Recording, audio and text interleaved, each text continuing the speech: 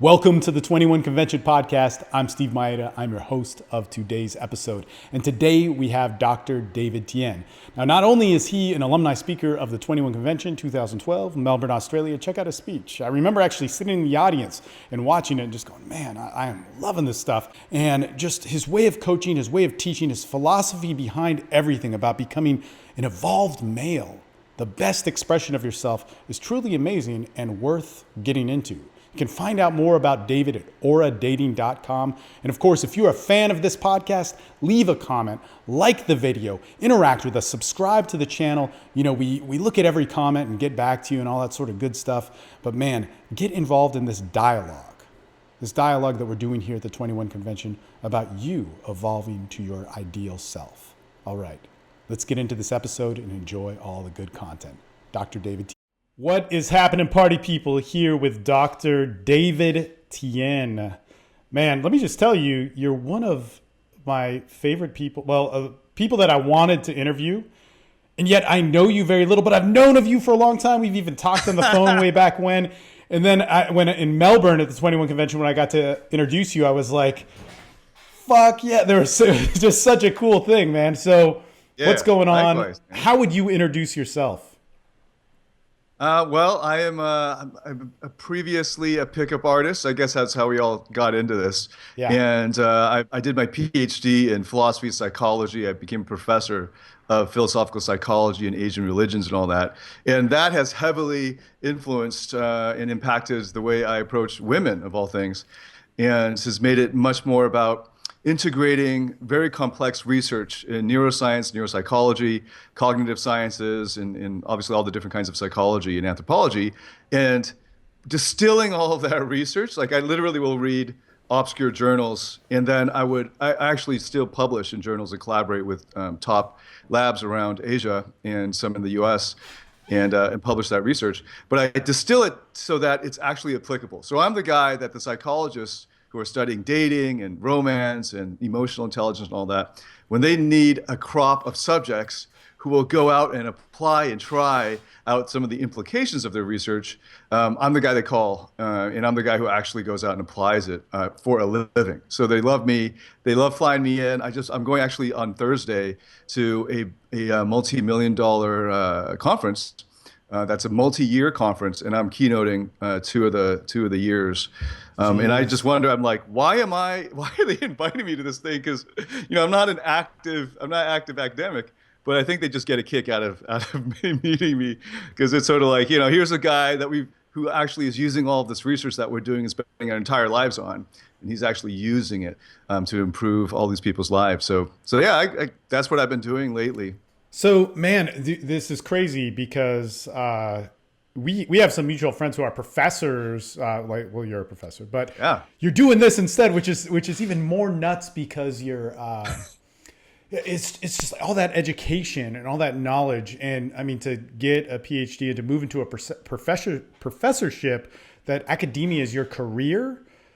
Man, that's right. A big dedication. And then moving to the business side, which you're extremely successful at, which is just freaking awesome. Man, that does not happen too much. There's usually business people and then there's academics, and they don't mix on that level. Or like 20 years down the road, the academics will get it and write a book and move more in that angle. But yeah, geez, right. You're freaking young. Wow, man, thanks. Yeah, no. On the business front, I'm still learning, and I've just to update since we last met in person. This is not even really in person, but It's pretty close. Which was like end of 2012, and 2.5 years ago. Yeah, crazy how fast time flies. And in that time, I've gotten I invest almost 6 figures a year in my own education now, in many in business, like $1,000 an hour coaching calls with my business mentors, and I invest heavily in my own training and development and growth. And for a while, it just sort of stagnated because basically I was never a guy who sought to get rich. That wasn't something my parents ever gave us as kids. We were good moral Christians and all that. So I was more into life purpose and all that. So money wasn't ever an issue, but I discovered that after I had a lot of my needs met. So I literally, for the past couple of years, was living in beach resorts, and I'd fly into cities like 2 weekends a month to do trainings or something. And I had my fitness was going great. There were a couple months when I was investing over $1,000 a month in fitness. Like trainers, the food, the different Wow. memberships in different countries, and flying around to meet, to get high quality training. And so I had it kind of all optimized. So there was a period in my life when I had like the health was down, women was down. That was like a while ago. And as far as material resources, I couldn't really think of anything else. Obviously, I could pile up more money in a bank, but I wouldn't be able to use it. You know what I mean? So then it was really came home to me like, what the fuck else is there in life, right? So I really had to. There was sort of an identity crisis, and that was a couple of years ago. And it was great because what it did was it forced me to confront how I had been living my life for about 10 years. So that's a good segue actually into this. So I'm a deeper thinker than most of the people I know because I think that's what led me into philosophy and into academics. And I like to sit around on a beach and just think. That's how I naturally operate. And one of the things that led me I was led to this discovery was that pickup artists, and that's how I'd led my life for about 7 years ago for about 3 or 4 years. Hardcore, like, Yeah. you know. Yeah. It's like 5 nights a week or like 7 nights a week if you include all the dates and you're stacking dates, you're grabbing numbers and it's, you do arbitrage, then you do the social circle thing, then you get the social proof, you get in there, all the owners know you and you think it's like a really big deal, right? And then you start getting off on the validation of guys on the internet. You get traffic, you're looking at your traffic, looking at the comments, you post some reports on ASF, and you're like, wow, people are responding, they love me, they think I'm awesome. And then you start to buy into all that. And then what gets crazy is when you invest too much of your identity into being a pickup artist, then you're actually who you are at the core is dependent on how women treat you. Totally. Well, who you are at the core is dependent upon how people see you. In pickup, Right. It's so fucked up because that's an online presence of people that you don't know that are judging you. Yeah. Man, I don't know. Can I bring up your career, like even your professional academic career and how the transition out of that? Yeah. Can we talk about that? Yeah, of course. Dude, because that's awesome. That makes me respect you in such a fucking way. And nobody talks about this in the seduction world.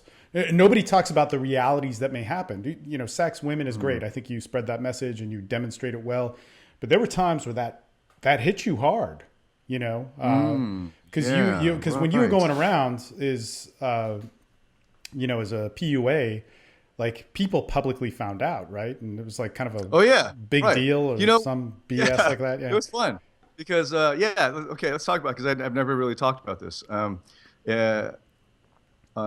So this was about 2008. This is 2008. I moved to Singapore to become a professor there. And Singapore, especially in 2008, before the F1 started moving there, was very conservative outside the nightclubs. So in the very traditional conservative societies, there's always this huge polarity. So if you even step foot in a nightclub, if you're in a Muslim country, you basically have already sinned. You know what I mean? So like they're in there, they're already sinners, so they might as well go all the way, and it's just insane. Right. So there's no middle of the road for them. You either go full in or you don't go at all. And in Singapore at that point was sort of like that. Not as extreme, but sort of like that. So my perception of what Singapore society was completely warped. Because I got in there and I got immediately plugged into the club scene, the high-end club scene, and everybody was just like, back in New York or whatever, back in the States. And I didn't realize just how conservative the rest of the society was, the other 97% of the people there. And the first month I moved to Singapore, I had met this girl. My line was, she was looking down in the balcony, at the event. And I was like, tell me what you see. That was my line. You remember the line. I remember the line. Then I told the line. Yeah, I have a pretty good memory for these things. And then she said something and I told her, she's what's the cutest girl in the whole club doing here alone. And anyway, she turned out to be a reporter for the national paper there. And after like the third time we met, she wanted to break this story, and she actually won Story of the Year for that feature on me. The following year she won that. So it was a great story. and it was a 3-page spread in the life section. It was on the front page, the cover at the top, right above the masthead, and it was my photo on it. And she had no control over the headline because headline copy is Yeah. some other Yep. department. And they wrote 30 girls in 2 months. This guy snagged 30 girls in 2 months. That was just something I mentioned to her over the phone, and she just put it in the article. That sort of blew up on me, and I didn't realize how big of a deal it would be. And then so I was treading water in terms of the administration because I just got there, and And you were actually. a college professor at the time, correct? Yeah, at Yeah. the major national research university of the whole country. Yeah. And it was a very well-funded position. They paid 50% more than any offer in the US. Wow. Asians really respect education. So it was a no-brainer for me to take that job. Plus, I just love Asia and Asian food and culture. So anyway, that make a long story short, after a few years of that tension, where it was always like any kind of PR I was getting on the dating coach side, it would cause some kind of ripple effect into the administration. I get called in. The deans were most of the guys. They were mostly men, and they totally thought it was cool. Well, they thought people should know professors can be cool too. We're not all nerds and geeks and stuff. But there was this underlying tension there, and it was came to a point where I had to go all in one of these areas. I couldn't continue to lead this sort of Batman, Bruce Wayne life or whatever, schizophrenic life, and so I went. I decided I asked myself who can I influence the most? I mean, like, how can I have the most influence? How many more people can I help, and so on. And it was a pretty easy decision to look at it that way. Man. So that was the transition. No, it's crazy because I'd heard about that, and we just have mutual friends and whatever. Man, I've known you and of you for a long time, and it was just like, holy shit, man! Like, this is bad press. Like, you got Oh yeah, I'm so I think because here's one good thing about going through Pickup Artist phase. You start to develop a really strong frame around your own reality, right? So like people don't bother you anymore. A girl can say all kinds of shit to you. It doesn't even affect you anymore. So I knew what I believed. I knew what my values are. I knew what the truth was and what goodness is. And if they want to impose their own view of if I was in some fascist country, I wouldn't be affected because these fascists thought X, Y, and Z, right? That we should kill all these different types of people. I'd be like, no. So it didn't really affect me. It was just a practical issue. And one other thing I would say about academics is to become good at academia, you need to, especially in the humanities, you learn to assimilate information very quickly. Because in a typical graduate seminar, like a PhD level course, you get assigned a 300-page book a week per course. So imagine you have 3 or 4 of these, right? Not only do you have to read the whole damn things, you have to be able to talk about them for 2 to 3 hours. With a week's notice. Plus, you need to know all of the secondary research on it, plus all of the book reviews on that book. And you got to do this every week. And then at the end of this period of coursework, you do that for 2 or 3 years, you have an oral exam where you're given 50 to 100 books you could be examined on. And you have a major field and 2 minor fields. That's standard. So one of the things that I discovered I was really good at was learning how to learn fast.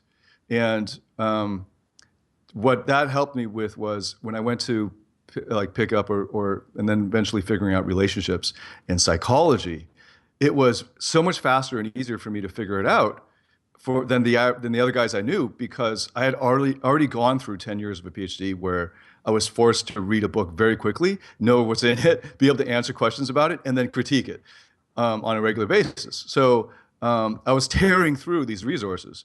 And then same with fitness. I had learned how to hack fitness. So a lot of it's, if you're a PhD in the humanities, you've learned to hack knowledge. You have to. They force you to do it. And one of the outcomes of that is being able to hack lots of other fields of knowledge. And I think if the academics around the world, and especially in the humanities, would understood that what they had is the power that they've been trained in, they could accomplish a lot more. So, dude, let me props to all that. And when you mentioned all of that stuff, it was like, whoa, shit, man. It's just so that's crazy. That's impossible in my mind to be able to learn in that way. I mean, different people learn in different ways and all that sort of stuff. And I think Well, everybody, let me throw out a resource for sure, the guys out there. This is yeah, one that every guy in my Aura Dating Academy, we first of all, one of the things that I've discovered was hacking coaching. And one of the worst kinds of coaching is just a guy comes in for a 3-day boot camp. But totally, everybody at that time was doing that, right? And totally, partly it was a logistical reason. But the guy comes in and he gets overloaded with information and then he just thrown back out, and he gets this high and then it's just this temporary totally, high. yeah, So yeah, I know you understand. So from the very get-go, when we opened the academy in Singapore, it was a year-long program. yeah, I said, you yeah, either commit to the year or fuck off. Oh no, you can do the boot camp, but you're going to pay the same amount of money. So it's right, like a 3-day boot camp awesome, for a full year, right? dude. And what? How Yeah, long have you had this? Because it's been like 5 years since or so, right? it's 20. Yeah, 5 years now. Coming up to 6 years soon. No, Yeah, keep going, we've keep going. optimized I the just wanted format. to. Yeah, I just yeah. want to clarify that because I've known about your program and we have crossover clients, and it's just very cool because I agree with you on all this stuff. But keep talking. I just wanted to point out that it's been established for a long time. Yeah, yes. Yeah, so I know that clients, I've worked very closely with hundreds of real life clients, not Yeah, just online and stuff. So it's been crazy. And one of the things I discovered is early on when they enter the program, if I can teach them how to learn, they'll pick everything up 5 to 10 times faster. So we have an entire day almost, like at least 2 hours, sometimes 4, of how to learn, how to pick things up quickly, how to assimilate information quickly, how to analyze it quickly. And that's always one of our core courses, core recordings, is how to learn. And a resource that's really great, there are two I can recommend to guys right now. There's a book called What Smart Students Know. What Smart Students Know. It's by Adam Robinson, one of the co-founders of Princeton Review. He was a champion boxer and a champion chess master. So you can see the domain specialties there. As well, there's another guy who writes quite well. It's Cal Ripken. Wait, is that a baseball player? No, it's Cal Newport. Sorry, Cal okay, Newport. That's a baseball player. Cal Newport, who has published a lot more, so it's hard to recommend a single book, but he's got a great blog. And sometimes they pick fights with each other, but everything they write is pretty good. Just try out both. huh. Adam Robinson's one book just changed my life. It took me from a B- student to an A+ graduating GPA. So it Wow, was, I attribute a wow. lot to that. Yeah, hacking learning. Dude, let's actually talk about this because there's so many things that go into it. Taking Mm. taking an approach to teaching in this way of not teaching within the boot camp system and all that sort of stuff in working for real student development. And actually, you gave up academia, which took you 10 years to get your PhD, to have something which gave the most impact to people. So coaching obviously is clearly important to you. Man, what made you create the Aura Academy? What made you create this different style of learning that was minimum 1 year? What Yeah. really brought you to that 5 years ago? Because 5 years ago, in 2009, actually, is when I started my program. And it's like the same time as for yourself. What made you do Yeah. that?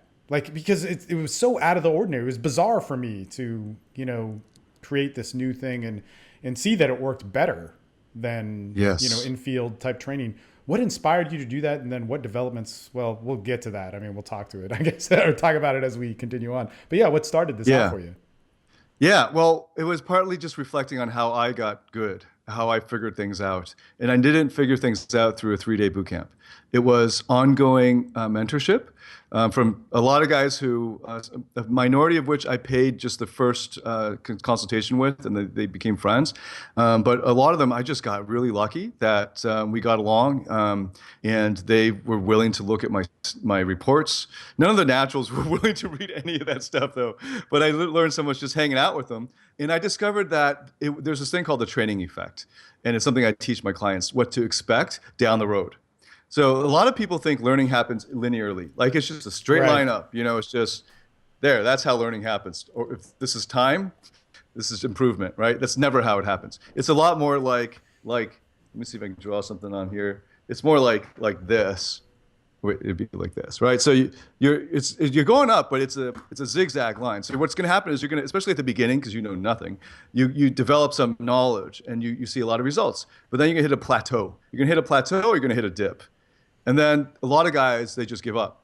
These are dabblers. They don't do anything, right? So the dabblers are like the people who go to the gym for a month and then quit.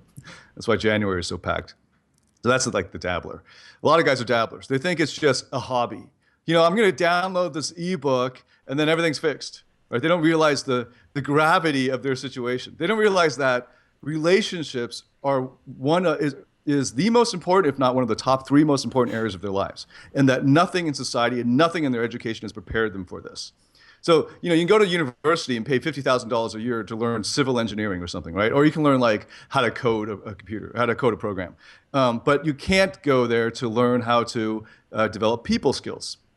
I don't know a major research university that has a major in people skills or even emotional intelligence. Maybe they'll have one of those elective courses that everyone thinks is an easy A, and it's going to be on like emotional intelligence or something. But they don't respect it. And the rate at which society has changed has really forced us to be good at these things. Whereas back in just even in the 1800s, people were in trades. You had an apprenticeship, you were a blacksmith, or you were whatever, right? You didn't need people skills so much because you were just apprenticing for somebody. And now everybody's like realizing that if you don't have people skills, you're not going to get anywhere in life, except you'll hit a ceiling at the middle of the road, whatever, right? Middle in your company or something. You will hit a ceiling and you will be solidly stuck there. And the training effect is all about like the next guy up is the achiever. He hits that plateau, he goes to that dip, and he just works at it, struggles, and then he'll pop out of that dip or plateau and he'll get to the next level. And then he'll keep doing that. And his life kind of sucks. His life is a life of struggle.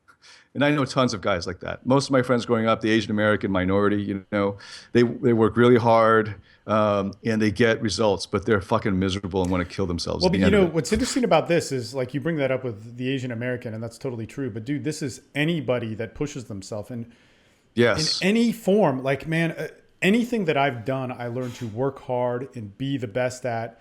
And then guess what happens? In competitive, like let's say some sort of athletic event, you get injured. In the people who don't get injured or their bodies, for whatever genetic reasons or yada, yada, yada, you learn that's the right way. And you end up being, 20, 22 years old, and you're setting yourself up for damaging your body. In seduction, and seduction actually is really where I shined. But that, like, God, man, high level sexual activity. And I'd actually like to talk to you about this, especially with all the behavioral stuff. Dude, it damages you in very consistent ways that I see over and over again with pickup coaches. And it's kind of sad and disgusting that nobody talks about it because people don't realize, like, the pickup industry might screw some people up because of misinformation and overselling and all this stuff. And that does suck and it's a real deal. But the people that are successful in it, you don't know what you're walking into, man. You don't know what you're walking into in terms of relationships, in terms of different levels of addiction or whatever takes place. But that struggle and that fight and that need to be the best and kick ass, you do not see is the nature of man. It's not what we were meant to do. It's not what our emotions were meant to do. It wasn't what our sex was meant to do. It wasn't what anything was meant to do. It's a societal, it's a cultural thing that's taught, and it's not even seen in all cultures. Anyway, keep going with your archetypes, but it's like it isn't just with the Asian American dudes, man. We see that over work harder, be the best, fight for it. Definitely. Yeah, it can't be sustained. Yeah, I take pride in my clientele. A lot of them are achievers. They'll reach out to me because they resonate with my background of this achieving background. So I know this problem really well. So I can tell them here. So basically, the third level, the one that I try to give in the long-term program, is that I need you to commit to this long-term growth because this will dissuade the dabblers and the guys who just want to dip their feet in but don't want to get serious about it. But then what it'll give me a time to show them what's coming next. So if I can tell them, expect this plateau at time X or at phase Y, then when they hit the plateau, they're not going to get frustrated. They'll just say, oh, I'm at the plateau. It's like a waypoint, like they can rest, right? And they say, okay, now David says just implement this. So here's a great fitness program that I got a lot of value out of, P90X. It's kind of crazy. But I mean, that was one of the first things I cut my teeth on. It was great. And what it does is it works really hard. They work you really hard for 3 weeks. Then in the fourth week, there's a recovery week where you do yoga, you do some stretching stuff, you do calisthenics. And basically what it does is it builds into the program the plateau.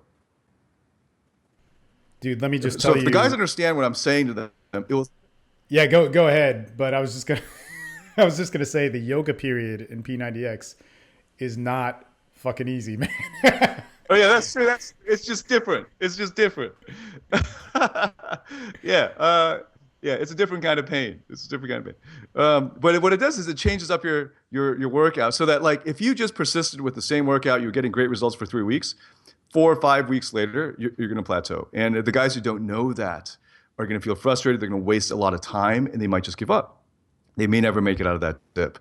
So the long-term program is there for me to tell them, here are 4 phases that you're going to go through. Here's what to expect. When you master this, here's the next problem that comes up. Expect to have this problem. And then I try not to tell them too far ahead because then they'll think, oh, I'm better than I am. And they're not confronting their actual real issues. And it's great because the guys in the program see the beginners coming in and they can mentor them. And that helps them grow because if you really want to learn something, you should teach it. And it's great because it just creates this great community that's very supportive. And everybody, is knowing what's coming up next. There might be some frustration, but they can understand how it fits in to the whole progress map. And, they feel like they're in control of the process. No, man, So it's really amazing. When it comes down to like human behavior and change and improving yourself, man, so many people I think get the wrong idea. And this is actually the first time we're talking about it, but I agree with you on so many points of it, is that one of the worst things that you can do is sell an idea that, man, number one, that sex is like or your sex life, your relationships, your communication with people, the things which give you fulfillment and, enrich your emotions, sense of being and sense of self, is this quick, easy fix. It's like breathing. It's like eating. It's like how you become healthy is a daily exercise. And it's really a journey to do that. Whereas, man, that's one of the poor things about the marketing in the fitness industry, in the dating industry, in the self-help industry, is that we can get it fast. And then we never have to do it again. Whereas if we can learn a way of life and a certain behavior, that's key. Man, what do you do when you come to people, especially in the dating and seduction world, the men's improvement, sex is always going to be in there, sex, fitness, money, those types of things. Sure. How do you start with a guy that has built in so many habits or belief systems or mindsets that are flawed, but he does want to commit to a year? Like, where do you start with a guy like that? Well, actually, the long-term program is ideally suited to a guy who has a lot of limiting beliefs or internal demons that are holding him back that he's probably not even aware of. So we're rolling out a new format that we've been testing for several months already, but we're going to be launching that quite soon. And the very first course in this series of events during that year, actually, now we're expanding it to 24 months. So if he wants to take 24 months to do it because he's really busy, that's also within the same, the same price. You can do that for 24.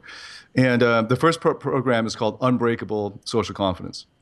And it's a full-on immersion experience where we lead him through, I lead him through a series of exercises over the course of those days that makes him confront what's actually in his mind that's holding him back. So I send the techniques over video for most of them so that we don't have to learn lines. We don't have to drill what to say. That's already taken care of in most cases as far as head knowledge goes. But what's holding them back isn't the cognitive ability to do it. They can all say those words. Okay, it's not like it's complicated intellectually. It's all emotional and a lot of it's unconscious. So it's a period, as a process of getting them to unearth the unconscious beliefs that are holding them back, and various proprietary methods to do that. And then of getting them to work through those issues and beliefs so that they can actually become they're fully confident. They figure out their own hacks, so to speak, hacking their own minds. So one of mine is if I can open my eyes real wide. So that was one of those things that I discovered in seduction. If if I just had regular eye contact with a girl, it'd be okay, but it wouldn't be like when I'm on, you know what I mean? I don't even know if you can see it, but I'm sort of dilating my eyes a bit, in a You're way. Asian, so it's totally. I can tell. Yeah, you can totally see. Yeah, I'm half Yeah, Asian, right. so it's. Yeah, I know. But so that's one of those things that is not even perceptible by the other person usually, unless they're Right. like right up there. Yeah. But it changes my mind. Yeah. So one of the biggest lessons I've had over the past couple of years is the impact of the body on the mind. Sure. Not just in the things you eat and the workouts. That Totally. definitely makes a huge difference.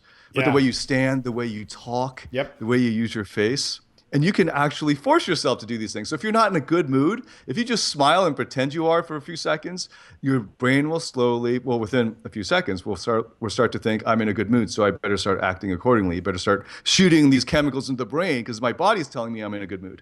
And if you just hold it for 2 minutes or whatever, your body you'll actually see real changes that are empirically verifiable. Dude, I like that you brought that up and you said that you just got into it for about a year. One of the things that I've always disliked about the kind of self-help, like hacker lifestyle thing is they talk about this sort of like bioenergetics, philosophy or idea, but they never go into it. And so I always steered away from it. And especially working with so many people who had like real like addiction problems and big, yeah, man, I mean, like I've worked with that longer than I've worked in seduction, but the consequences can be really high. But anyway, so the thing is we always went emotional, cognitive, where is that? Like, Yes. don't worry so much about how you hold your chest.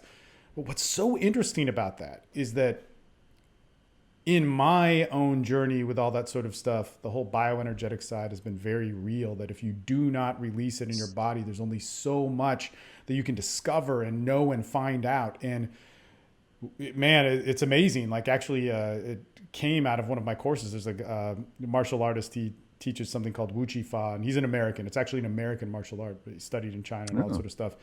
But it so has to do with the body and the alignment and how you work at it. And dude, man, it's changed crazy things in my life. I mean, it's nuts. I almost don't accredit it to it because it's so subtle, but you cannot deny Yes. the different changes that have happened. And then in the work that I do with people in terms of recovery and all the sort of addiction stuff is that, man, it's getting more and more that guys who get involved in yoga, guys who get involved in massage, guys who get involved in just using their body in a way that can slowly, consistently, working out is great.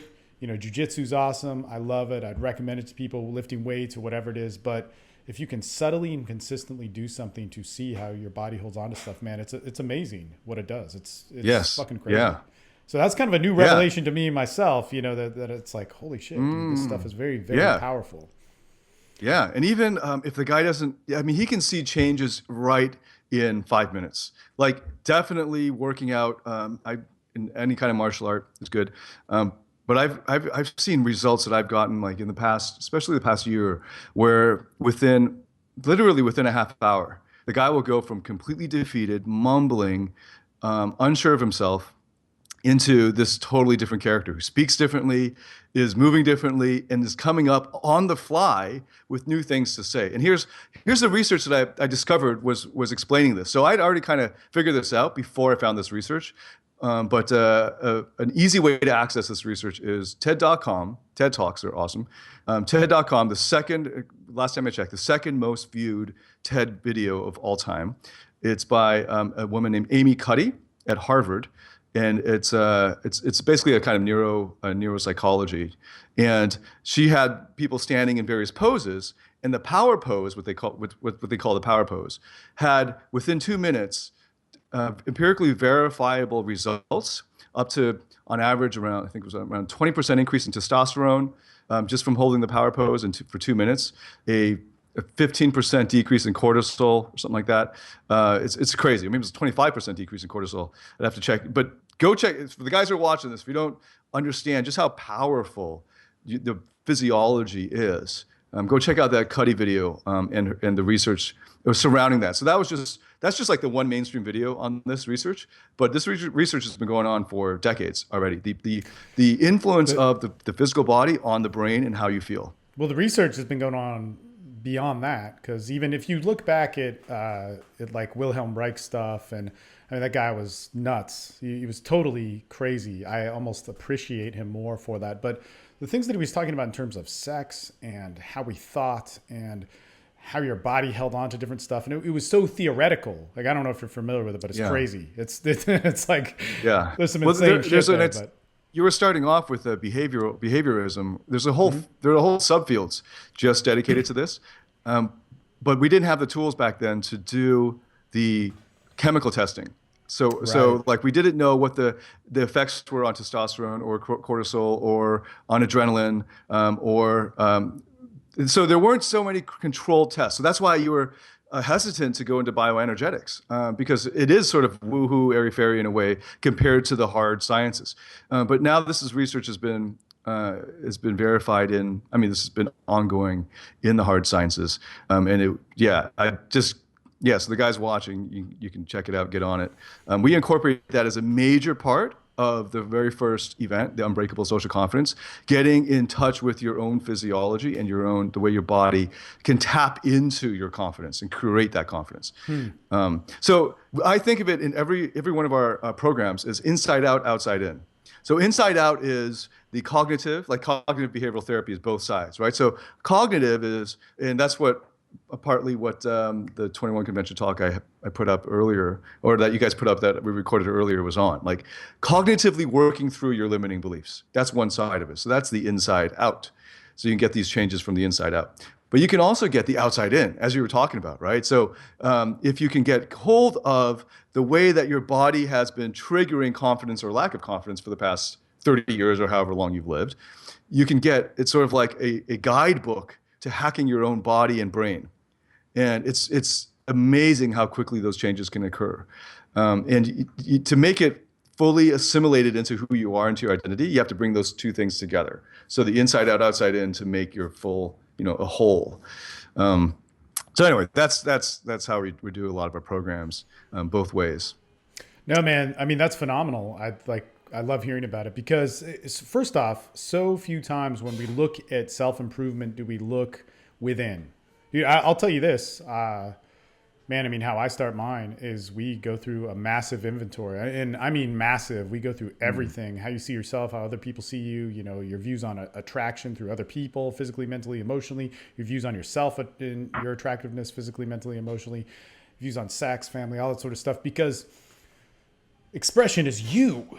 You put that out there. Expression is you, and connection is what changes things and all things, and when we get into chemicals, when we get into nature and biology, connection is what transforms and moves us into so many different areas.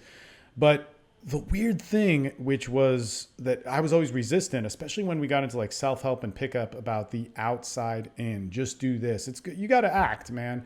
But our world is always teaching us that.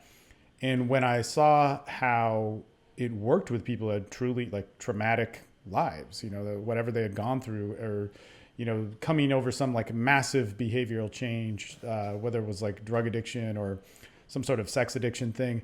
When we did the outside in, it didn't work. It collapsed. And it was just such an obvious thing. When you went inside out and you allowed time and community, and that's a big thing that I think is so important about teaching, community. When you had those things, then it could build like a point of functionality or growth or whatever. But sure, man, as soon as I could start seeing guys get there, the outside in stuff, you're right, man, it did have to merge. It did move into it. And I just think in our world, in our society, we look so much as everything outside of us. But actually think about this. We look at everything outside of us that's man-made or cultural or being sold, but we don't look at everything outside of us of how the actual world works and the nature of things, and seeing that as more of our guide.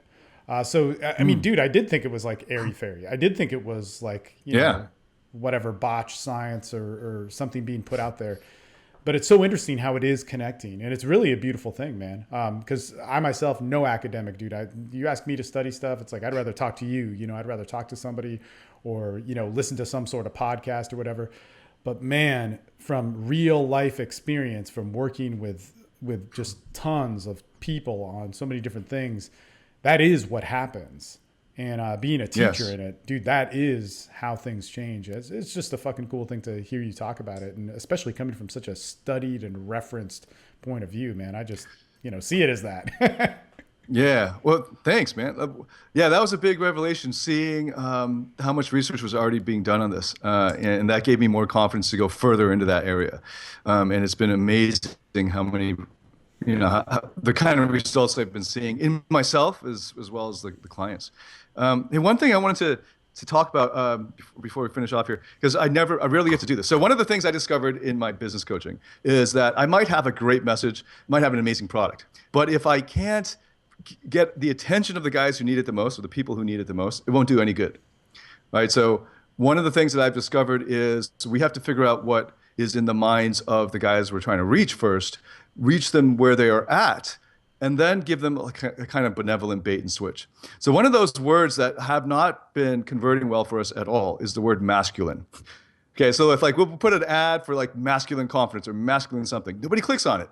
And it's killing our ad revenue. So we cut that. So we've tested it for a bunch of times to cut that. And so we'll use other concepts to bring them in. And then we'll teach them about masculinity on the other end. But but 21 Convention is all about masculinity, which is awesome. So I want to take advantage of this time to actually talk about masculinity, because I rarely get to do that in the front end. I don't get to do it until they're all in the program or something. So it was pretty exciting to do that. Something I just love about the branding you guys have put out there. You've attracted the kind of guys that I resonate a lot with, the way they're thinking, and especially with the holistic lifestyle, with the fitness and just lifestyle overall. So one of the things that has really come to the fore and has actually really made a huge difference in my life in the past few years is understanding the societal drift around masculinity and femininity. And especially in Asia, you can see this. So if anybody Googles the declining birth rate in Japan, or the lack of sex going on among the average Japanese, the Japanese people, this is also felt pretty strongly in Singapore. In fact, it was so strong in the 80s and still now that the government put millions of dollars into campaigns to get people to have more babies. Wow. Sort of like the opposite of the China problem. And one of the reasons is because of what's happening in society and it's happened very quickly, is the rise of power, I'm not sure, or the reach of women, which is amazing. I think it's definitely a good thing. But what it's created is women are dominating all over the world. They are killing it in the universities.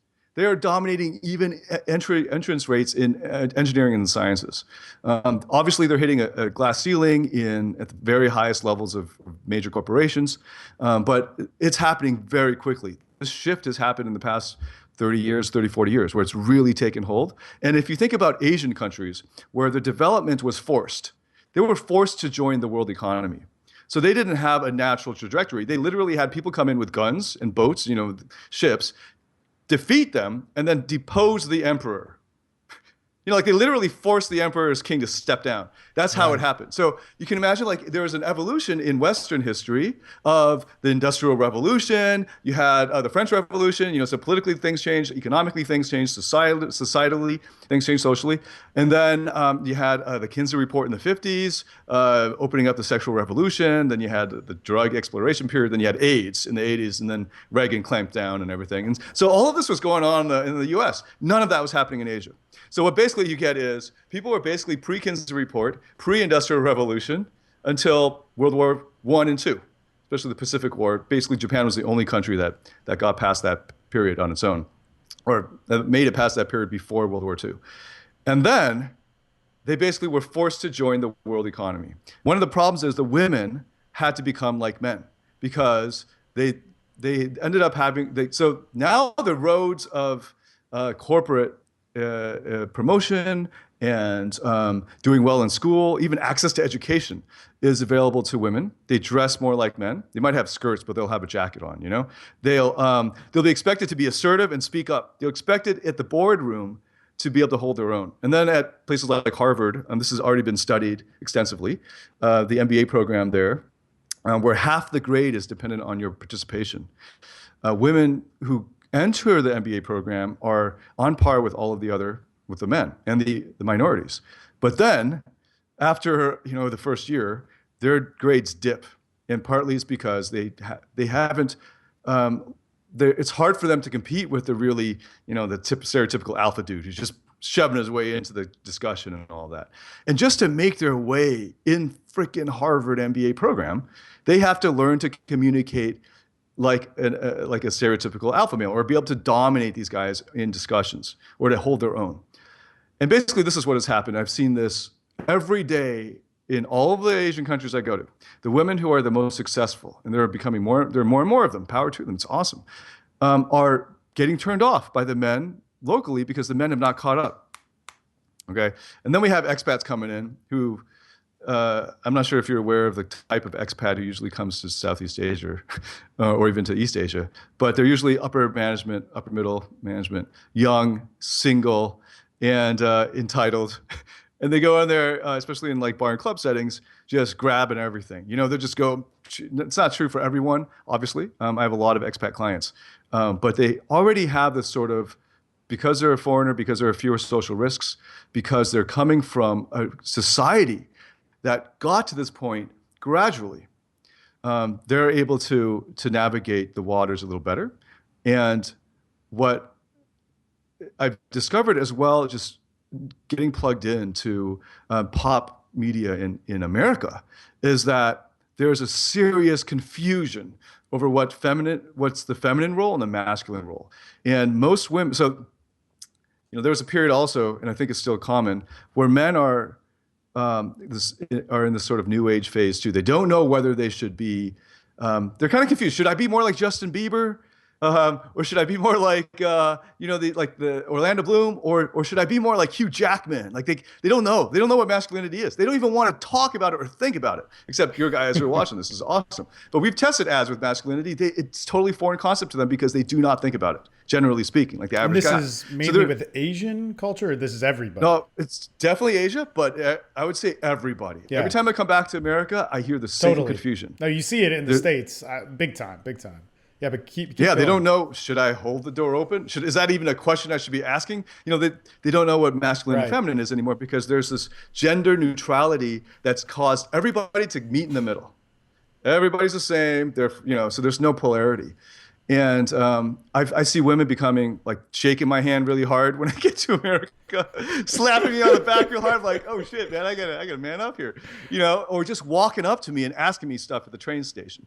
And I'm already on guard because that never happens in Asia, So I'm like, is she trying to rob me? Is this a homeless person? I don't get it. I'm all confused, right? So I'm like, I better be a little more alpha here. Right. But then I noticed, a lot of the American guys that I meet and just watch are confused too. There's less of an independence, direction, purpose, and they're just sort of just sitting on the couch eating potato chips and just letting life go by kind of thing, and not really sure how I should treat the feminine. And this is a huge gap. There's a huge gap in the way what women are looking for. That's not generally there anymore, and society is not helping the men. Women are empowered and the men are not. Right, so there's this gap, but then because of that, there's this huge opportunity for the few guys who do understand what masculine is. They can give it to the feminine, especially the feminine that's been acting in a masculine manner for so long, and almost like having to step in the gap because the men are backing away from it.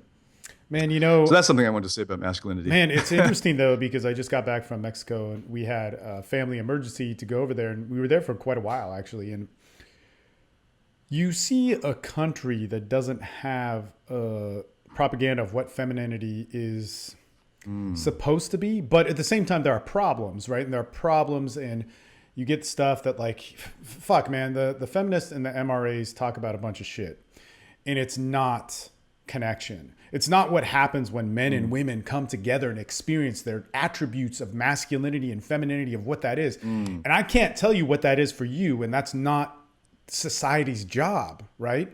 It's not my job as a coach working with men or whatever to say what a man is. That's what you got to find out, and you got to find out through connection.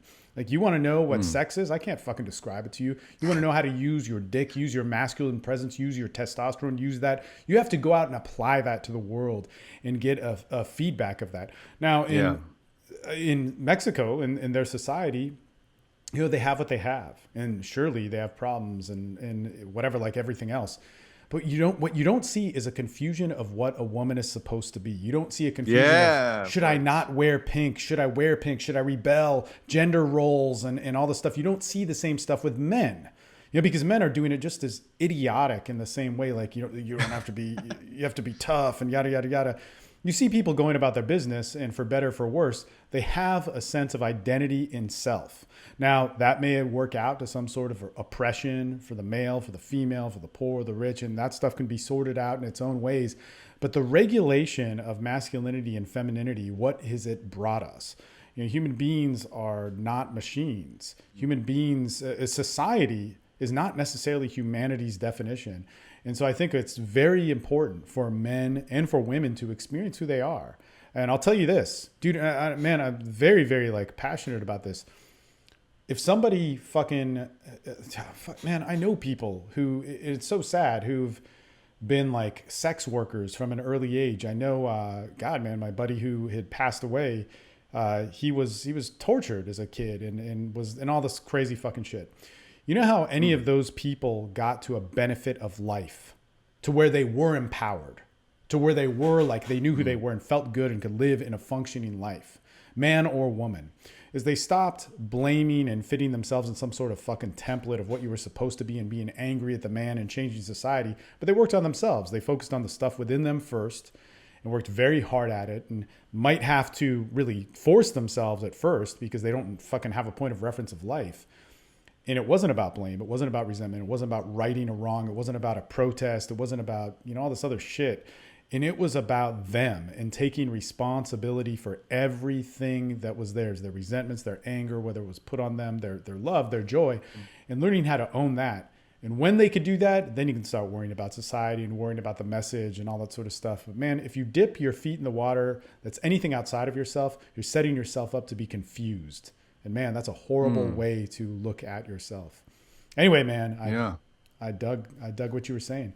Dude, in Asia, we hear a lot about Asian pickup artists and stuff like that. And it's kind of like a niche and a market. And you're a professor of Asian studies. Or wait, is that correct? I did my PhD partly in Asian studies, yes. Man, so how can you... Man, what do you have to say about that? I mean, you're so much more aware of the culture than I am. I mean, I'm an American. My dad is Japanese, but he grew up in Hawaii. So, it's I don't really have that sort of Asian influence. What do you say to those guys who are looking at, shit, man, I don't have success with women. I'm looking at the different Asian mentalities or the different cultures that I'm coming from and the white man and all that sort of stuff. The white woman, get the blonde girl. Right. What do you have to say about men changing in that sort of realm? Yeah, what I was saying, we started off earlier about pickup artists being validated by the approval of women. There's a running joke in our academy. If you meet a pickup artist and you want to fuck with them, you can just hire these models to go in, or you can bribe some girls and just blow him up. Just not blow him, but shut him down 10 times in a row. And then go up to him dude, want a drink? See how he feels. Because his ego, his whole who he is dependent on how they treat him. And here's the thing about Asian pickup artists in America. Who they are is largely dependent on how white women treat them. So one of the things about I need this white woman is this white woman fetish thing. If you are physically attracted, right? Yeah. If you're attracted to her physically, I totally get it, right? But you're just her skin color is a big deal for you. That's kind of scary because basically, I mean, you're setting yourself up for unhappiness in a major way, and you're giving up a lot of your power to a whole race of women. Yeah. And here's the other thing about just focusing on that issue itself. One of the things that happens when we try to deal with limiting beliefs is that you replace them with empowering beliefs, and then you try to not think about the problem too much, right? So because the more you focus on the problem, the bigger the problem becomes. So as an Asian guy, the more you focus on being I'm Asian, so I can't get women, and you let that thought dominate your mind, the more it becomes a real issue. So the more like you think about the fact that you're Asian as a factor, as a negative factor, the the worse that negative factor becomes, or the stronger in its negative, the more of an impediment it becomes. Whereas, let's just say, objectively speaking, for the sake of argument, it is a little bit harder, let's say. I'll grant that to them, right? So the research has shown, especially on online dating, when women are purely operating through the prefrontal cortex, they prefer a non-Asian man. All right, let's assume that. That's just one factor out of many, right? So you can be better in these other factors that are also important to them, even at the prefrontal, like just purely rational level. By focusing so much on one factor, it's blowing that factor way out of proportion and giving it like 10x what it should be. And it's basically, they're causing their own problem. It's not a problem in Asia. In fact, one of the reasons why I very rarely produce material addressing the Asian problem is because guys in Asia don't see it as a problem. You know, I know many men in Asia, simply because of the fact that they're not as exposed visually to white women, that they're not as attracted to that type of woman. Also, a lot of the Western women who come to Asia are more masculine than they're used to. They shake hands real hard, shit like that. They're more sporty and stuff. And they don't feed you food. It's like an Asian thing. So the Asian guys are like, I prefer physically and, personality-wise prefer an Asian woman. So they don't fetishize the white woman. So it's not even an issue for half of the world, And thinking about how many Asian American guys there are in the whole world, it's like a small number, like compared to how many Asian guys there are. But it's crazy how so dominating this thought is about their limiting belief about being Asian.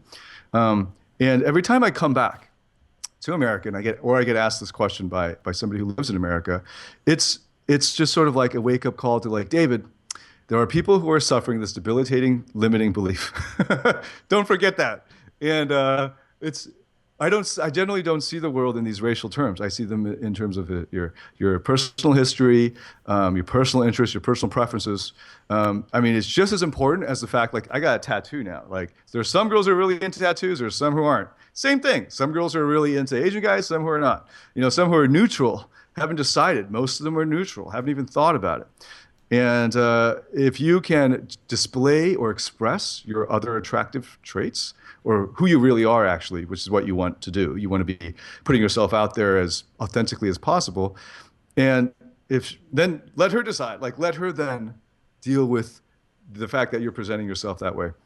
And it shouldn't be a handicap that you're like putting out there as a problem. Because the more you focus on it, the worse it gets. Man, it's so funny because in a very simplistic way, which a lot of the truths can be found in, but when we're far away from somebody, what can we communicate on? Superficialities. And then we make up all these stories like, oh, well, that person, drives a certain type of car, has like hands like this. I mean, dude, this is like shit that I actually thought, got in my early 20s or something. It's actually interesting because we did a little presentation on this kind of recently about the myth of what we make ourselves when we don't know anything. I mean, myth comes from not knowing or not being able to explain. It's just weird shit. It's like, oh, well, I grew up with a dad, without a dad. I have small hands. I have big hands. I'm too fat or whatever. This person is tall and skinny, so they must be good with women or must. Yes, right. And all this shit happens. Yes. But what's crazy is that when we get closer to somebody, so far away, superficialities, when we get closer, all that stuff changes. When I started doing pickup and I had these beliefs that, my hands are smaller. And it's so funny. I have a client who has long, skinny hands. And he told me that he's like, man, you and Eric Everhard, the porn star, we were all kind of friends and we knew this guy. You and Eric and this guy, Mike, you guys have smaller hands and you have fatter fingers and I have long fingers and everybody I know that's good with women. I'm just like, dude, that's true what you're saying, but it's insane. It's so stupid. Like, what the fuck is wrong with you? But I used to think stuff like that, but the opposite, like if you have bigger hands. But anyway, the funny thing is that when I didn't realize why I had those beliefs, and those beliefs can only be sustained by something inside of you that is saying you're not good enough. When I didn't clear that up, check this out. 2008, 2009, 2010, when I'm 30, 31 that time. And I did get what I wanted, anything I wanted, man, anything. Like, I love it when people do all this like pickup stuff. Like, well, you don't know because polyamory is not, it's like, man, fuck. Mm-hmm. Yeah. I've lived with plenty of women together. Like, I've had sex with a lot of stuff. And here's what I got from it is that wasn't, what necessarily made me happy. Like, sex is good and great, but express yourself and learn what your sexuality is. But when I didn't clear up that, like, you're not good enough, that created all these myths and not knowing, guess what those myths turned into? Those myths didn't turn into my fucking hands, didn't turn into my dick size, didn't turn into, how tall I was or whatever. I realized none of that stuff mattered. Like, none, like height, being fat, like, shit, dude, I had plenty of sex when I was 20, 30 pounds heavier than I am now. Mm-hmm. And what it turned into was that I truly am not good enough.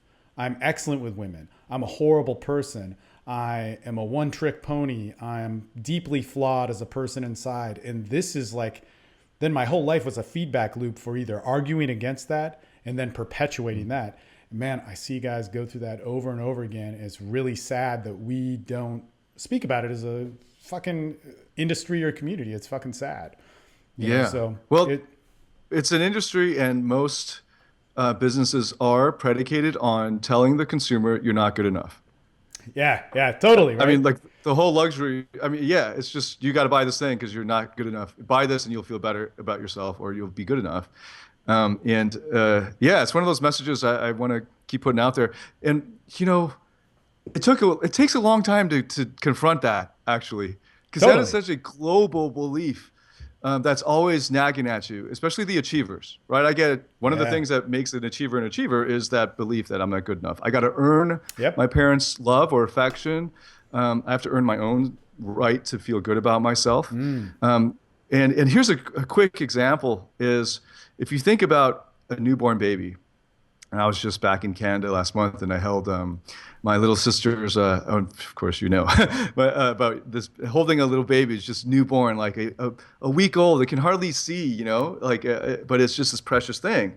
And it doesn't matter what it does. It could poo, it could throw up on you, it could do you will love it. Like, it is just, there's nothing it can do wrong. Like, you will clean up after its shit and everything.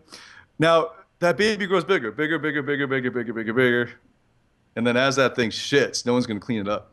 The thing starts throwing up. You're like, oh, this is gross, right? And you're thinking, get on your 2 feet and go do something, or I'm not going to talk to you.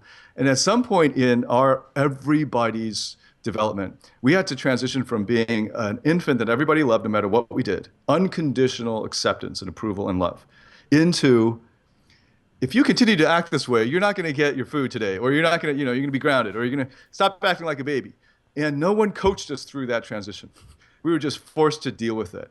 And one of the things that achievers have found is, well, there are a couple different ways to react to it. And one is to actually step up and achieve, to earn the affection of your parents or approval of yourself or society, is that you, in yourself, just as a freaking little baby, there was a time when you didn't have to do anything to be worthy of love, to at least be worthy of your own love of yourself. And that realization was such a paradigm shift for me, and for the coaching that I do, that it's actually necessitated a whole overhaul of our front-end curriculum. Because it used to be a message of, you got to transform yourself. You got to go to the gym. You got to earn it. You got to learn these things. You got to earn it. Earn the right to be proud of yourself. Where actually that begins by accepting and loving yourself with all of your weaknesses and all of your history and all the fucked up shit that's happened and that you've done, and still saying, I love you, to your baby self, to you, right? And then working from there, because without that, you won't make it. Like, without that, if you do make it just through the dint of hard work, you're going to actually be pretty miserable and burnt out at the end of that process, and bitter, if you make it at all. And just getting them from a good place and moving forward is so much easier and more powerful. Man, it's a trip, because being a champion or being the best is actually a battle that is so unnatural for human beings. It happens when we have bigger population densities and so on. But it's not what our emotions were made to have. And one of the interesting things is that I think self-love is natural and love is natural. And there's so many different societies or whatever, but you know, as they get more complex, self-love in a complex society like ours, whether it's Western or Eastern or whatever, but with a lot of people and a lot of stimuli, is only possible through self-acceptance.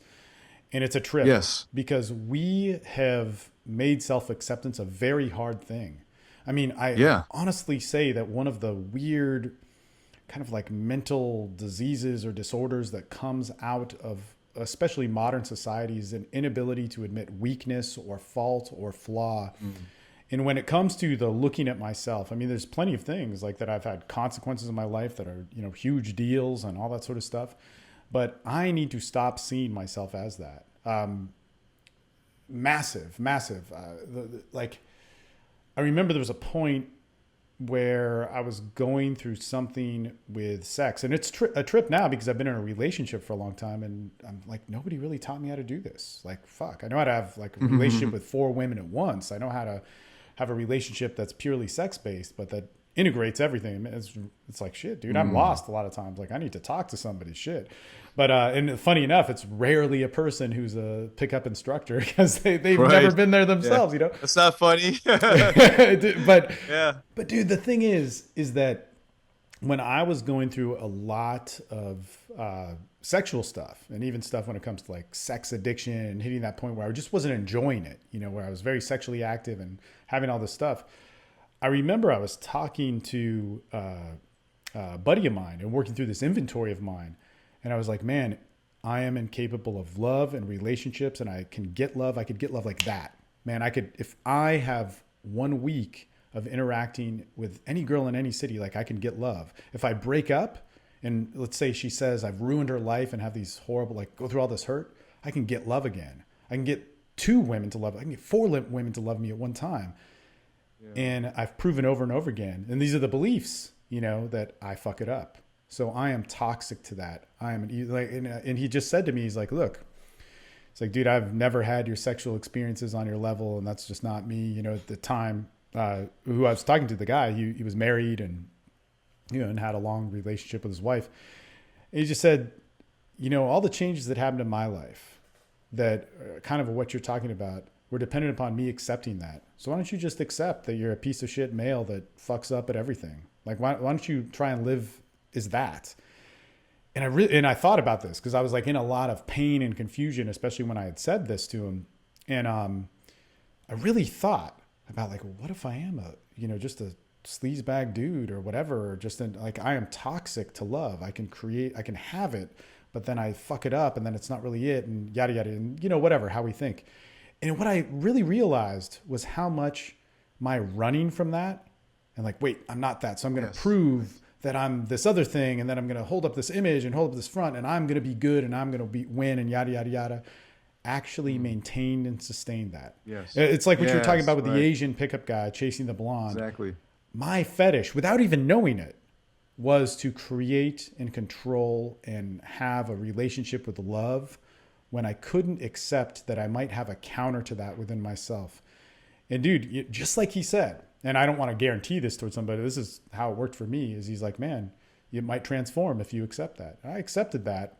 And it took years. You know, it took relationships and it took breaking up and it took hurting.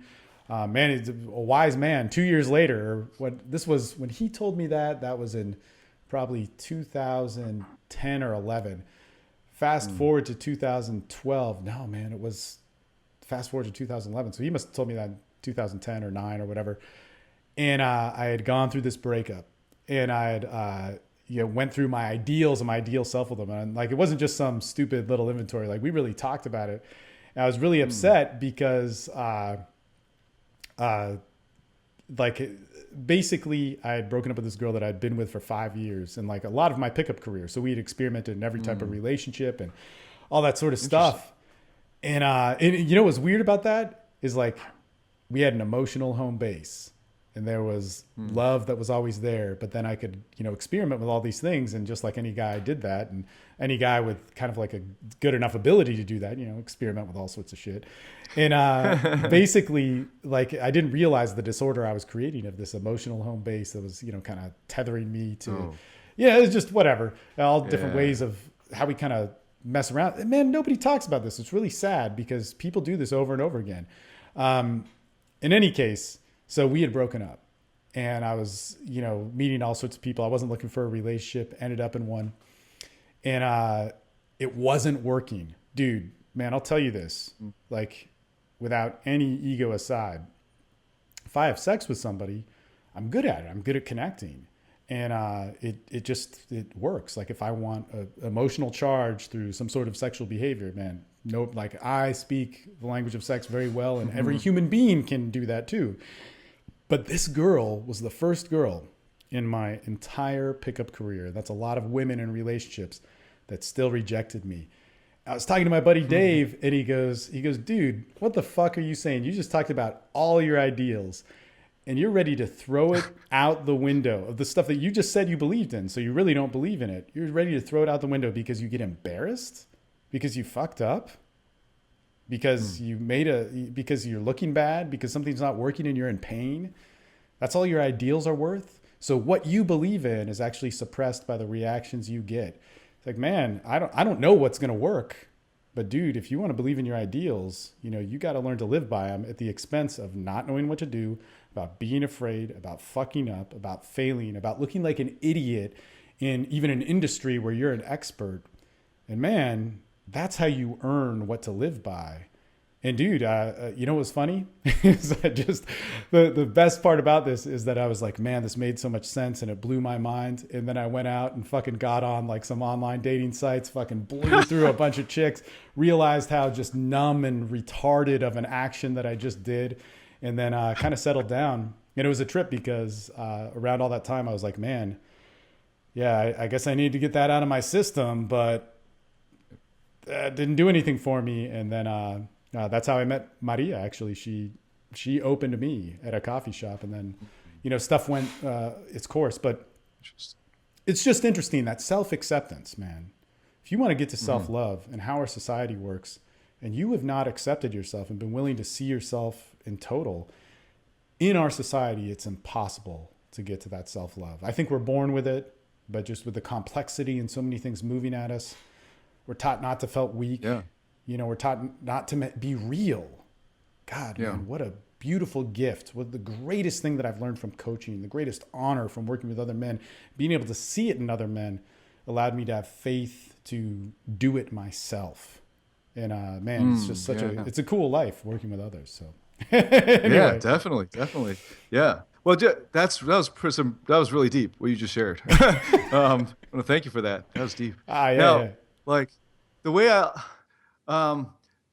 if you dial it back to a guy's more selfish needs, so if he's not as evolved as not nearly as evolved as you've gotten, you'd be like, I would love to just blow through a ton of girls online or whatever they're thinking, when they're searching for things online. So one of the things I've discovered in business coaching is I have to speak at that level. And one of the things that I've discovered is so one of the things that every guy wants are actually good feelings. So this is how I usually will get into the self-acceptance issue, is appeal to them to the good feelings. So they think if they get a lot of girls, if they get a white girl, if he's Asian in America, okay, he's going to feel good about himself. He's like, and it's going to feel good when he's doing it, right? So he just wants to feel good. People want to get into a relationship because they think that it will make them feel better than they are feeling now. Otherwise they wouldn't do it, right? So at the base of everything, at the bottom, everybody's just trying to feel better. They're going for good feelings. They think that these things will give them good feelings. And that guy, he won't get to the good feelings. Like you were just talking about, man, I can give you these techniques to do all this stuff. At the end of the trip, you're still going to feel miserable. In fact, you probably feel worse because you just spent all this time and effort to get you something that just makes you feel emptier. And if you want to actually get the good feelings that you think hooking up with this white woman, to you Asian American guys, or do you think that at the end of this process, being able to date or walk up to a girl you see and just make something happen, it's like this pickup dream or whatever it is that you have, so in order to actually feel that, to get what you're actually looking for, it all starts with self-acceptance, right? So appealing to the guys who think this is too airy-fairy woohoo, you won't get that thing you're looking for. unless you figure out how to come to grips with dealing with those thoughts of I'm worthless, I'm not good enough, and confronting those, working through those, and coming to the self-love, self-acceptance, because that's the road to self-empowerment into getting all of those good feelings, because you are actually the source of those good feelings. You can feel good about yourself. You can feel good right now. You can feel happy right now. And it's a decision that you can make. And from that point, all these people will be attracted to you, not just women. You're going to do better at work, in your social life, because you are coming from a good place, and people will sense that. The good people will sense that and be attracted to you naturally. But all of that happens only when you have already created in yourself the good feelings that you're looking for. Yeah, man. What you're looking for is what you're looking with, man. I mean, it's such a trip. Like, God, to remove pain and to see with beauty or whatever, to see with clarity will bring you clarity. I mean, it's just such a fucking awesome thing. I don't know. The beginning of the whole interview, we were talking a little bit, and I wasn't expecting to, but about the change in career and how you're a professor and like you got some bad press. The thing is you looked at it in a good way, and it became an amazingly positive thing of influencing people, and but that came from yourself, and that had to come from a good place, and that's just such a cool message. Like I said, that's what made me always go like, man, fucking David Tian, that's so fucking cool. Like, I fucking love that shit. A lot of times when men get bad news or go through some sort of like breakup or whatever, get the shit which fucks with us. When you live life in passion, you live life with you being you get hurt. When I live life as being somebody else, something else gets hurt, and I can kind of step away from it and detach myself and make my life an objectification actually and all that sort of stuff. But have that superficial distance relationship with myself rather than a connection. But when you live life as you actually are the one that gets hurt. You feel the pain, you feel the joy, all that sort of stuff. But there's really no other option, to be honest with anybody out there. But goddamn, when that happens, if you have hate within you or anger or resentment or a fear of self, like you start living with a reaction and you start living with trying to make yourself feel better and do something or some trick rather than experience you better. The experience of you is much different than the image of you or what other people say about you. The experience of you is always happening. The world around you is always validating that. All life expresses itself, all plants and animals, but human beings with this reason, with this decision making, with this huge amount of choice and options and thought, we've made it about God, society and judgment and all these other things. It's very important for every man out there, every woman who's found themselves in a career, found themselves in something that they've earned, found themselves with a reputation. You can have all those things and they're great and you have to live by them and you have to be responsible for them and you have to own them. But if you do not look at how that affects you and how you can accept that, man, it becomes more of somebody else and less about you. And it's real easy to dig yourself in a hole, man. No matter what you get, there will not be fulfillment and satisfaction. Human emotions, human identity, human passion, human purpose, human sexuality is dependent upon your true expression of self. And so you got to be you to have that. Anyway, I'm kind of rambling about some philosophical stuff. Great riffing. Yeah. Oh man, that's what I live for. Dude, look, I really appreciated this because number one, you're the only guy actually I know that has a long-term coaching program that's tried and true. I know people have online programs or like different programs that they do, but it's not to the level of what you've really created. And I appreciate that. I coach because of a passion of working with people, changing myself, changing other people, and a community, that's built with that. And dude, I see that with you. We've talked on the phone a couple times. We've met in person. You're on the other side of the world. It's just so cool to see your success because it's just, it hits the morals and values that I believe in, and to see how you've changed it and shaped it and created it into your own thing just makes me believe that much more in the human experience and expression. So I appreciated Thank this, you, man. man. Oh, fuck That yeah, is man. inspiring. Yeah. Yeah, that means a lot, actually. That's inspiring. We got to fly you and the family out, man, to Asia. We'll rock it Yeah. out here. Anytime you want to figure out how to make that plane ticket work and the expenses of that, I'm all for it. Yeah, we'll figure it out. We'll figure it out, man. We'll figure it out. No, Yeah. man. Yeah, we got to get out there and do something. And I really, it's a cool thing. Dude, so how do people get a hold of you? What can they expect? What should they be looking for? I know you've touched on it, but yeah, what's the best way to get into the stream of Dr. David Tian? Yes, the best thing to do is just to go to auradating.com. So www.auradating.com. And just type in your email to any of the web forms there, and you'll get plugged in. You can also email me directly at david@auradating.com. For the past couple of years, we've been putting a lot of work into creating online programs that walk you through week by week what you would get in a year-long live program. So we've done a lot of testing on this, a lot of testing, and it's been pretty amazing, the results. So I'm really believing, by the way, I think that's the way that the future of the universities are going to have to go, optimizing online experiences for learning. And so check that out. Just type in the email and you'll learn more about the online programs that we have. For any guy in Asia who wants to fly out, we have a whole new set of programs for the live events. So those are really cool. You can find more info on those at auradating.com. Man, let me actually ask you this, because I know a lot of people are thinking about it, because I have online programs and I have workshops too. I teach all the time. But what do you get when a guy says, man, I don't want to learn online. I want to do workshops. I need to do a boot camp and get professional in-field training. What do you say to a guy like that? Well, we do offer that on a regular basis. So for guys in Singapore, or anybody who can get out there, about once a year, I offer them in America. But by the time I get around to actually putting out an announcement, we're already full. So that's probably why guys never see any announcements.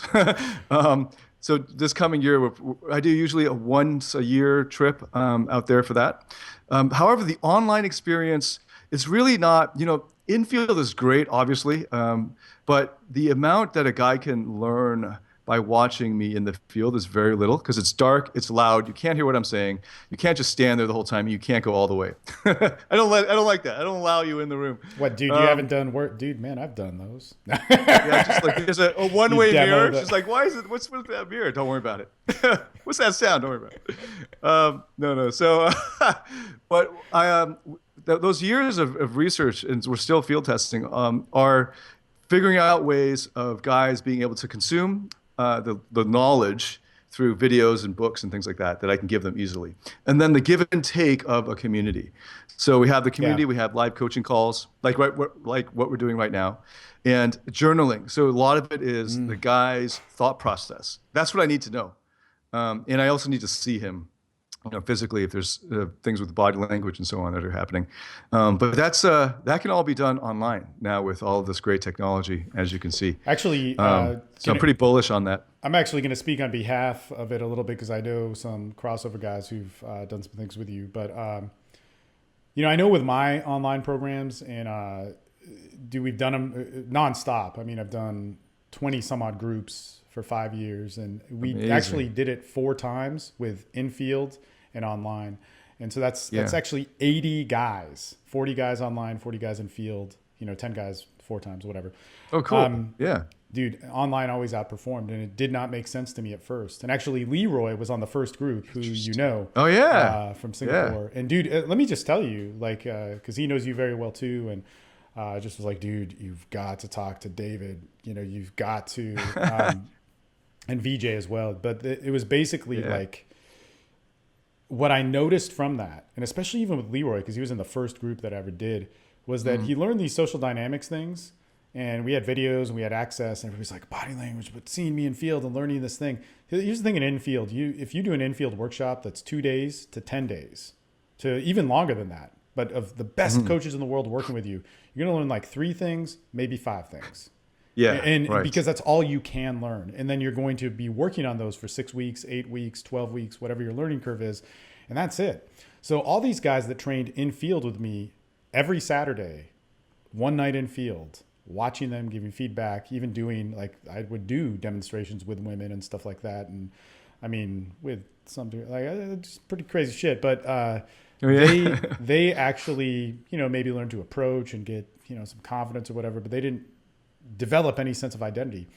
The guys that learned Yes. online, you had to be a little bit tenacious and push themselves, but you know, that's why you're doing a fucking program, right?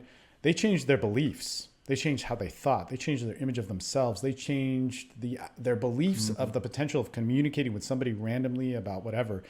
And when you can work with that, which, you know, 3 months, 4 months, 6 months, and like you said, you have a 24-month program, that's what it takes to get there. Then the actions fall into place. And then all the stuff which gives you fulfillment there. So it was like 7 guys out of a group of 10, you know, did really well, you know, changed their lives. I mean, fuck, with Leroy, dude, what was his change? He got good with women or whatever, but then he's like, he's living like in 2009, this dude, I'm like the pickup teacher, and he's like partying with the dude who started Facebook and like partying with you in Singapore and like making real connections with people. And like, it's just crazy, man. Like his career changes. He's making all this money. He goes through this breakup and he's like, hey, Steve, where are you at? I'm like, I'm in Europe. He's like, I'm going to quit my job and hang out with you. I just went through this breakup and then I'm going to travel the world. And I'm like, aren't you worried about money? Like, I hate you, man. I don't like, you know, whatever. And so I saw almost instantly that like guys would have a much bigger experience. And I know that through your program that it has the same, better, different, you know, whatever, but on that same level of effect.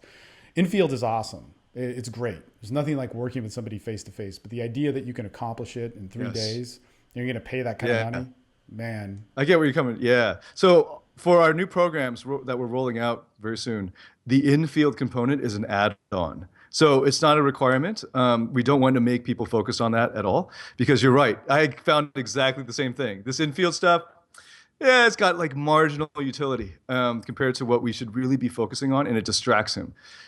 2 things I wanted to say about what you just brought up. That's pretty amazing, man. If you had a professor there to chart the fact that you had 2 conditions, you basically ran a psychological experiment.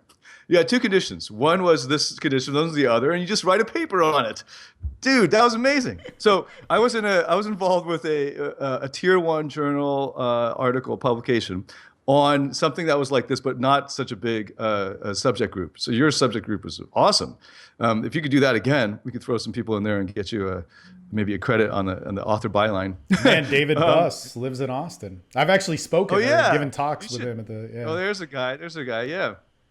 He came out to speak in Singapore too. Wow. Met him there. So what's the point? Oh yeah, we ran a study where we had 3 conditions. One was the condition with no coaching at all. Another condition was live in the classroom condition. And then the other one was guys are watching me coach live on the video. So we did before and after blind date studies. So each of these guys talked to 23 women, I forget exact number, 23 undergrad girls. And then they just rated them before and after. Different group of girls. And it was blind and so on for each condition. And what we found was the guys who were watching me on video did the best out of the 3. And here's my theory on this, right? We just have the data. We don't know why. Here's my theory on this. The guys who are being coached, especially for guys who are raised in Asia, who aren't used to dealing with authority figures, they have an over fear of authority, are too in their heads. So there's a lot of pressure. They're kind of freaked out. I'm teaching them in the moment. You know, all the stuff's going on, and they're trying to process it all. Whereas a guy sitting there watching on his video, he can laugh at the guy, you know, like, this loser, you should have known, you could have done that. And that just makes for a more relaxed learning situation where he's able to absorb more, and he can pause it, rewind, you know, he can go take a piss or whatever, get some water. Man. So it's actually proven that it will generally be better. Now, obviously, if we have more time live, I can give also with live more individualized feedback and all that. So that doesn't detract from the live experience. But the fact that just proves how effective online coaching can be, just even through recordings, right? where it can be optimized in that way, where he's in a low pressure environment, which is most conducive to learning, right? And he Right. can see Yeah, somebody else totally. being Yeah. coached. You know, So dude, yeah, we got to wrap it up. I'm sorry, we're going like way over time, but let me just state what I think has to do with that, because the pressure is huge. When you're talking to somebody, people that are wanting to learn in that way and are most receptive, and actually how a lot of the coaching does happen, it's too authoritative. And so there's so much of a suppression of self and not an expression. And where you're going to, so true changes in beliefs, where I see them happen, and this doesn't come from like research, it's just from a lot of experience. They come through empathy, like experience in empathy, a connection and exchange, but it's an experience, right? And, or through seduction, so through another exchange, which are two different things, empathy and seduction. But when somebody experiences those, they start to change their beliefs about self and relationships. And, and I'm dealing with men and sex and all that sort of stuff.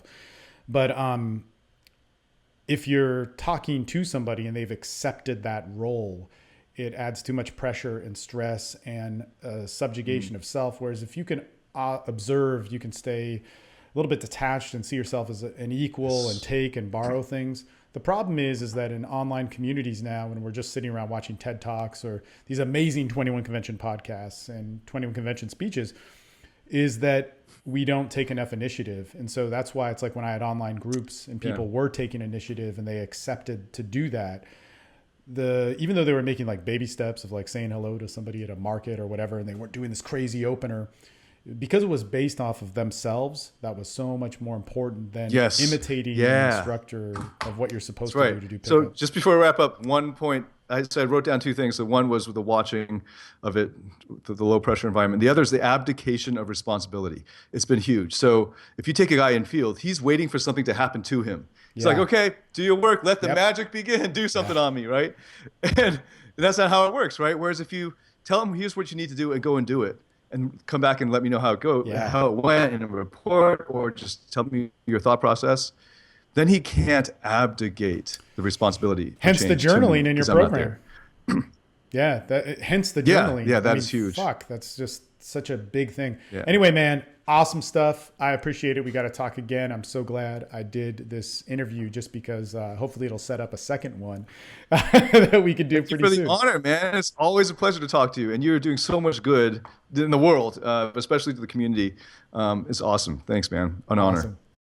Hey, thank you guys so much for watching. And if you liked what you saw, leave a comment down below. Get interactive in the discussion about what we're doing here at the 21 Convention. And if you really, really liked it, subscribe to us and get involved with what we're doing here at the 21 Convention. Our purpose, giving you all the information necessary, everything that you need to be the best version of yourself. Until next time, guys, I'm Steve Maeda. Thank you so much for being a part of this, and we'll talk to you later.